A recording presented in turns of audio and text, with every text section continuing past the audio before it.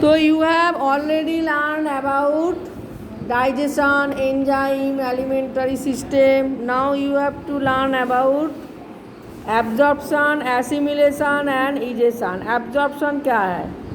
Absorption is the process by which the end products of digestion pass through the intestinal epithelium and enter the bloodstream. Digestion का बाद जो and product होता है वो कहाँ पे जाता है? इंटेस्टाइन में, और इंटेस्टाइन का वॉल में एपिथेलियम टिश्यू है, तो वहाँ से खाना एब्जॉर्ब होता है, फिर कहाँ पे चला जाता है? ब्लड स्ट्रीम में चला जाता है.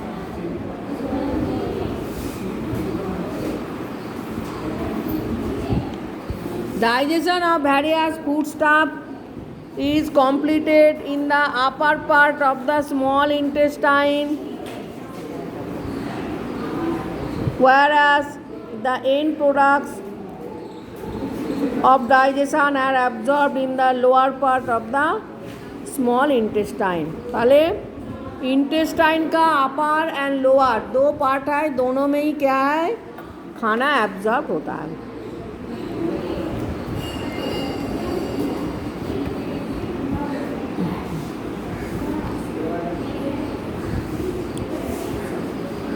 Foodstuff digestion of various foodstuffs is completed in the upper part of small intestine. पहले आप स्मॉल इंटेस्टाइन का अपर पार्ट में, उसके बाद एंड प्रोडक्ट कहाँ पे डाइजेस्ट होता है? लोअर पार्ट में. The enormous length of the small intestine affords a large surface area for maximum possible digestion and absorption. तो इंटेस्टाइन में क्या है? लार्ज एरिया है डाइजेशन के लिए एंड एब्जॉर्प्शन. और जो खाना इंटेस्टाइन में डाइजेस्ट नहीं होता है वो कहाँ पे चला जाता है? स्मॉल इंटेस्टाइन से लार्ज इंटेस्टाइन में चला जाता है और स्टूल बन के निकल जाता है, जो अनडाइजेस्टेड फूड है. तो site of absorption, the villi of the small intestine are the absorbing units. Small intestine में फिंगर लाइक प्रोजेक्शन है जिसे कहता है विलाई, जिसके द्वारा खाना एब्जॉर्ब होता है.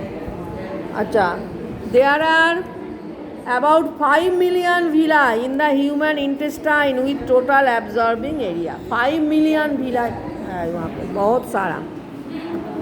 तो दो small intestine is the main site of absorption. Some amount of water, glucose, saline and various drugs are also absorbed from stomach and large intestine. तो एब्जॉर्प्शन स्टोमक में भी होता है, लार्ज इंटेस्टाइन में भी होता है. खाना, ड्रग, सॉल्ट, ये सब. Absorption of carbohydrates and proteins. The end products of carbohydrates and protein digestion are absorbed by the vascular capillaries in the villi and then drained into the portal system. तो digestion के बाद जो main product है वो कहाँ पे चला जाता है? Portal system. पोर्टल सिस्टम माने लिम्फेटिक सिस्टम. एंड लिम्फ में जो क्या है? ब्लड वेसल है, उसमें चला जाता है. The system of blood vessel consisting of hepatic portal vein help directing blood from intestine to liver, जो ब्लड को इंटेस्टाइन से लीवर तक डायरेक्ट कर देता है. इसे कहता है portal system, hepatic portal system. The system of blood vessel consisting of hepatic portal veins help directing blood from intestine to liver. अच्छा, absorption of fat. Fat is mainly absorbed by the lacteals of the villi and then carried bye the lymphatics. तो villi का जो lacteals है वो जो lymphatic vessel है उसको cover करके रहता है, लैक्टियल जिसे कहता है लैक्टियल्स व lymphatic vessel, and then carried by the lymphatics. When like vessel carry fluid lymph जिसे कहता है lymphatics. Bile salts facilitate fat absorption by reducing the surface tension of the absorbing epithelium and by increasing their permeability। तो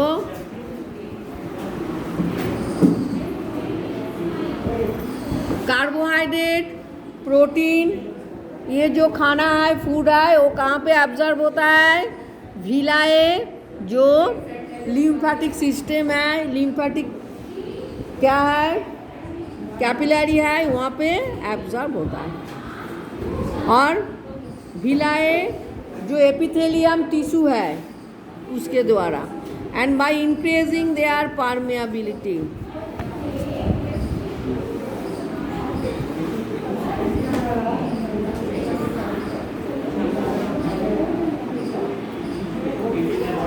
अर्थात carbohydrate, protein, विलाए रक्त विलाए जो blood vessel है उसमें क्या है? कार्बोहाइड्रेट, प्रोटीन एब्जॉर्ब है और फैट ऑब्जॉर्ब है कहाँ पे? लिम्फ में। समझ में आया? सभी वही स्मॉल इंटेस्टाइन में विलाई के द्वारा होता है। विलाई में जो लिम्फेटिक सिस्टम है, जो ब्लड वेसल है, जो लिम्फेटिक वेसल है, उसके द्वारा क्या होता है? प्रोटीन, कार्बोहाइड्रेट, फैट एब्जॉर्ब होता है। मेन यही है।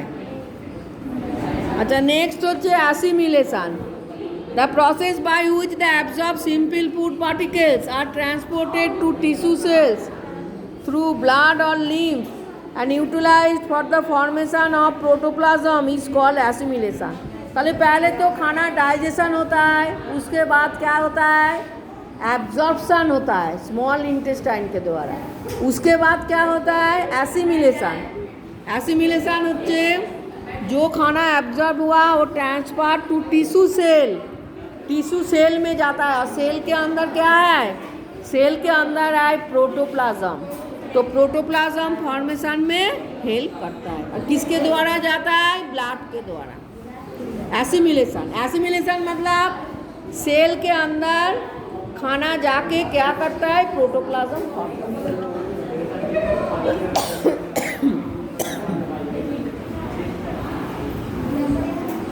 The end products of digestion are carbohydrate, protein from the blood capillaries of villi enter into portal circulation।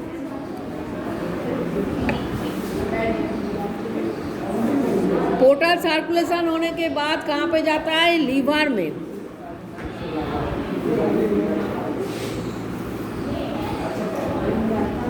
Portal circulation, portal vein के द्वारा जो सर्कुलेशन होता है जिसमें से ब्लड इंटेस्टाइन से लीवर में जाता है। The end products of carbohydrate digestion that is monosaccharide. Monosaccharide क्या है? Glucose, and are partly stored in liver and muscle as glycogen। तो ग्लूकोज डायरेक्ट स्टोर नहीं हो सकता है, तो काम करने के लिए जो एनर्जी चाहिए वो एनर्जी कहाँ से मिलता है? ग्लाइकोजेन से। और ग्लाइकोजेन कहाँ पे स्टोर होकर रहता है? मसल में। हैंड का जो मसल है, लेग का जो मसल है, जो मसल के द्वारा हम सब क्या करता है? काम कर सकता है। और काम के लिए क्या चाहिए? एनर्जी चाहिए। तो एनर्जी कहाँ से मिलता है? इस ग्लाइकोजेन में। तो ग्लाइकोजेन क्या है? ग्लूकोज का एक फॉर्म है ग्लाइकोजेन। ग्लूकोज डायरेक्ट स्टोर नहीं हो सकता है, ग्लाइकोजेन फॉर्म में स्टोर होता है। In tissue cells major part of glucose is utilized to produce energy. और टिश्यू सेल में ग्लूकोज एनर्जी सप्लाई करता है। तो जो कार्बोहाइड्रेट है, जो कार्बोहाइड्रेट खाना खाता है वो क्या है? एक्चुअली चिबाते चिबाते दिखोगे थोड़ा मीठा टेस्ट आता है, वो है ग्लूकोज। और ग्लूकोज टिश्यू सेल में एनर्जी सप्लाई करता है, लेकिन मसल में जो एनर्जी सप्लाई करता है वो है ग्लाइकोजन, ग्लाइकोजन फॉर्म में। नेक्स्ट, द एक्सेस और unused amino acids are broken. Amino acid broken हो जाता है into liver to form urea and simple organic acids. तो अमाइनो एसिड में तो नाइट्रोजन है, अमाइनो एसिड ब्रोकन होने के बाद क्या होता है, urea and amino acid form होता है, सिंपल ऑर्गेनिक एसिड। तो अमाइनो एसिड में ब्रोकन होने के बाद urea and organic acid form होता है, और यूरिया एक नाइट्रोजनस वेस्ट मटेरियल जो यूरिन के साथ बॉडी में बाहर चला जाता है, बॉडी के बाहर क्या होता है, चला जाता है।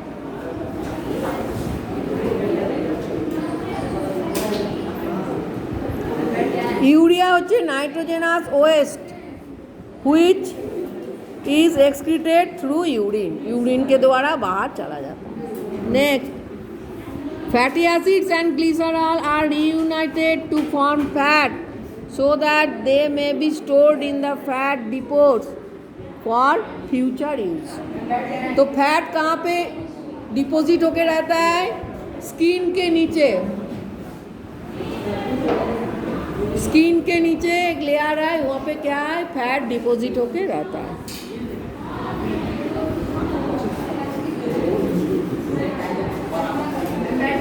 नेक्स्ट হচ্ছে ইজেশন। ইজেশন मतलब হচ্ছে the process of expulsion of undigested food materials as feces stool is known as egestion.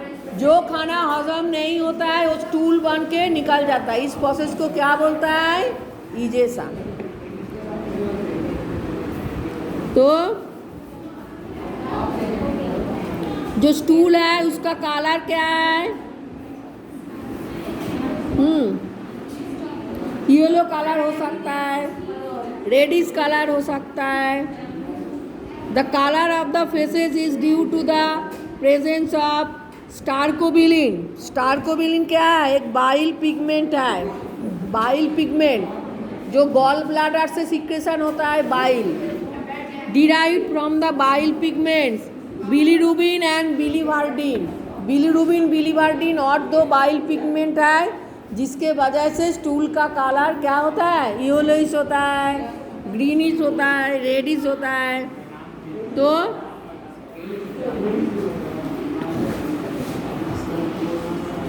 Bilirubin क्या है, break down of hemoglobin release from the catabolism of RBC, और बिलीवर्डिन से बिलीरुबिन फॉर्म होता है।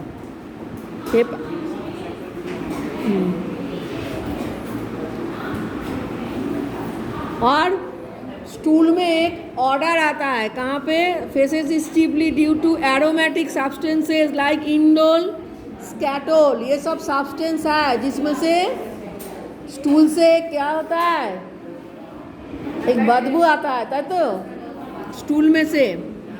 और स्टूल में एक गैस भी है, क्या है, H2S गैस, जिसमें से इसके वजह से स्टूल से एक क्या होता है, बदबू आता है। इंडोल, स्कैटोल सब ऑर्गेनिक कंपाउंड, यहाँ पे कार्बन, हाइड्रोजन, नाइट्रोजन है, इनसॉल्युबल इन वाटर।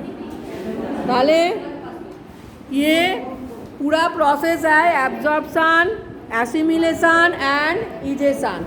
एब्जॉर्प्शन माने खाना को हजम करना, एब्जॉर्ब करना, हजम होने के बाद फिर खाना एब्जॉर्ब होना।